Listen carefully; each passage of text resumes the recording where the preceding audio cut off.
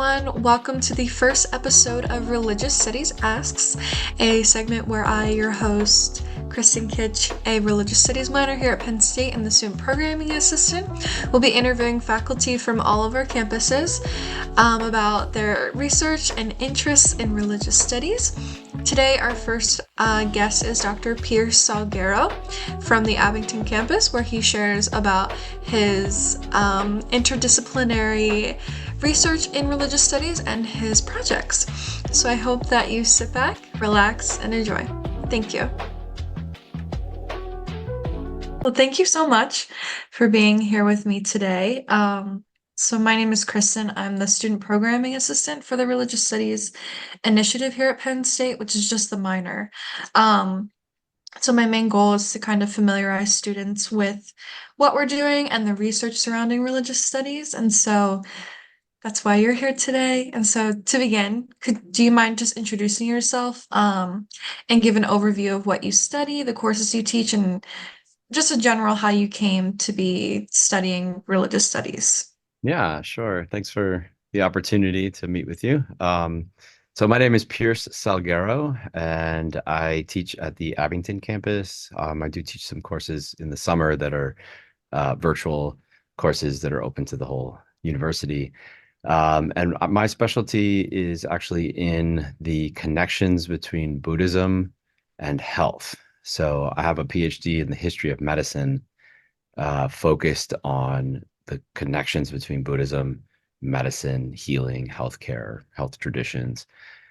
So in my PhD dissertation, I worked on medieval China. And then since that time, I've expanded to research connections between Buddhism and medicine all around the world, and have recently published a book called The Global History of Buddhism and Medicine, which really explores the topic over the last 2,500 years all around the world, from ancient India to the present.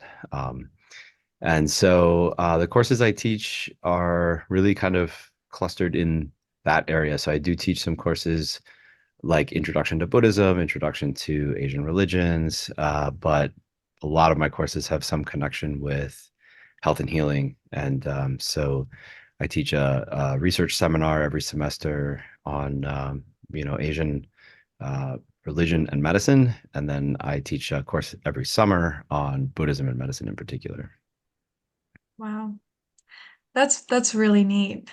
Um, so what are some like projects that you have going on, or other some more of your research areas within this field of religious studies? Yeah, so as a historian myself, when I do primary research, like for my PhD work and for my books, I largely am working in textual sources, doing translations, looking at texts very closely.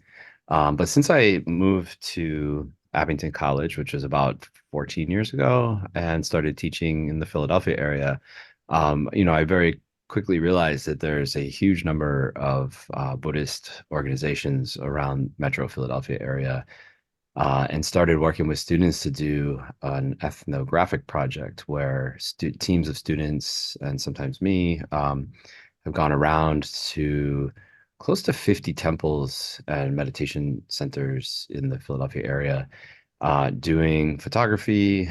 We've done interviews, and we've done some documentary films as well, all related to Buddhism and health. And so we've had the opportunity to explore a really multicultural array of different forms of Buddhism, among different Asian American communities here in Philadelphia, among people actually of all different backgrounds, as well. And we've found again and again and again that Buddhist organizations are involved with healthcare in various different ways. And so the project has been exploring all of those connections. So the project actually is it's a website called Jivaka Project. So it's Jivaka, Jivaka, .net. And you just click on the Philadelphia tab and you can see the work of my students there. That project finished with the pandemic in 2020 because we stopped being able to travel around, and do interviews as we had been doing. And when we got back out into the field after the pandemic, I have shifted over to not just the Philadelphia area, but sort of like globally, looking at Buddhism and medicine globally. And so students have recently been producing profiles of temples not here in this area, but all around the world. And the most recent thing we've done is we added 12 temples to the global area of the Jivaka project that have virtual reality tours. The students constructed these environments so you can actually put on a headset and like it's like you're standing in a temple in Japan and look around and sort of like click on different objects and see what they're all about. Again, focused on health and healing. So you can have a little virtual field trip of Japanese health and healing temples through that website. That's amazing. Completely built by That's Penn State awesome. students. Yeah. Thank you. Thank you so much for sharing that website. I'll make sure to definitely link it so people can check it out. That's amazing.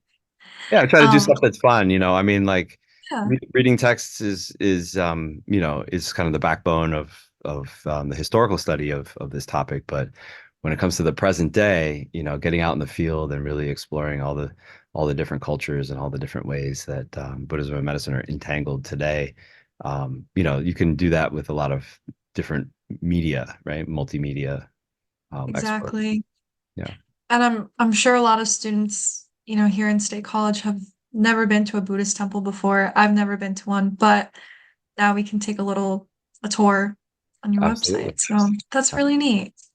Yeah. I think something that I've really come to cherish about religious studies is this interdisciplinary nature, combining medicine and Buddhism. Um, and so well, I guess you've talked about your project just now. Um, are there any other fields that you have, done research in connecting religious studies or have seen around you? Can you just talk more about this interdisciplinary nature of religious studies and perhaps why it's unique or important? Yeah, yeah, sure. So religious studies is unique, actually. Like you said, so there are disciplines like history or literature or literary studies, or anthropology. And each one of these fields has their own methodologies, their own methods that they use in order to gain knowledge in those areas. So in history, you do, textual study, and anthropology, you do ethnography, going out in the field, right? In literary studies, you look at texts as well, but you have different questions than historians do. Religious studies is cool because it's not actually a discipline, it's a topic.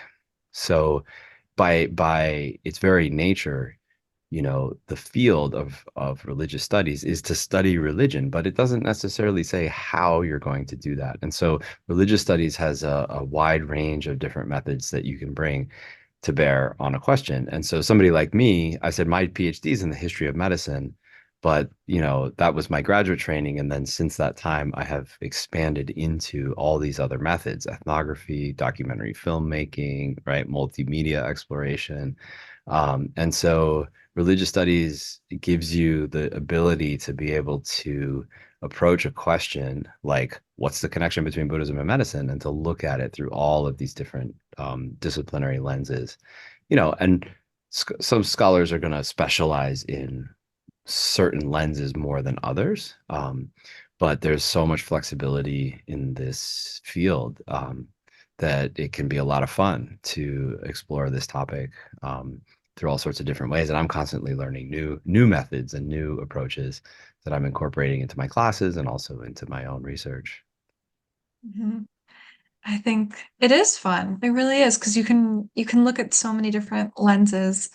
I think something that I've learned as like this program assistant and talking to different classes that people don't really fully understand what religious studies is. Like you said, it's not just studying religion, it's so much more than that.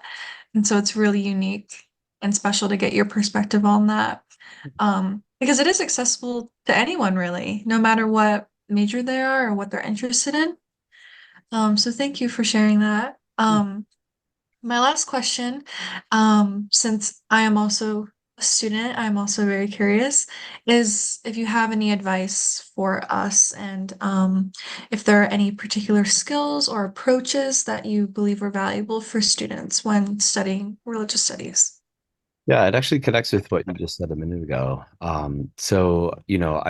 feel like there is a misconception that a lot of students, a lot of the public has as well about what religious studies is all about. And they think, oh, well, that's like studying religion. It's like Bible class, right? So like, oh, I'm going to take a course on Buddhism. I'm going to learn to be a Buddhist. And that's not at all what we do, particularly not at a secular state university, right? We're studying religion as a phenomenon as a an aspect of human culture, of human civilization, not learning how to become adherents of a particular religion, right? And so what that means is that we can explore religion from a lot of different angles, like we've been talking about, a lot of different disciplines and perspectives, and really get a full understanding of how religion is playing a role in society and culture.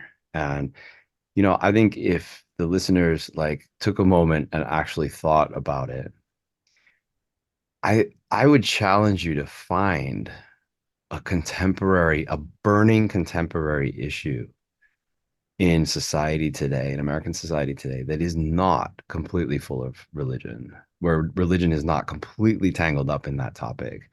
And, I mean, some of the things that are going on right now in the news, there's a conflict in the Middle East, right, between Muslim community and Jewish community. There is, an election it's like starting to boil in the United States, where you have conservatives versus progressives. And just as you look across the landscape in terms of like all the hot button issues right now that are out there with reproductive rights and with free speech and on all sorts of other topics, religion's everywhere, all throughout all of those conflicts. And the study of religion gets you an angle into these topics. And learning how to, you know, step outside of the mentality of being an adherent of a particular religion and being able to actually analyze the social and cultural dynamics of religion is an enormously helpful tool for understanding what's going on in the world today. And so that I think is one of the main reasons to be studying religious studies today is just because it really helps to understand the world in ways that I think are underappreciated. So thanks for putting the word out about religious studies, because I do think it's a really critical area of literacy and an area of study for students today. Absolutely. Well, thank you so much for being here today. It was really neat to learn about your projects. Definitely share the website, and I'm excited to take a look at it. So thank you so much. Well, thank you. Thanks for the opportunity.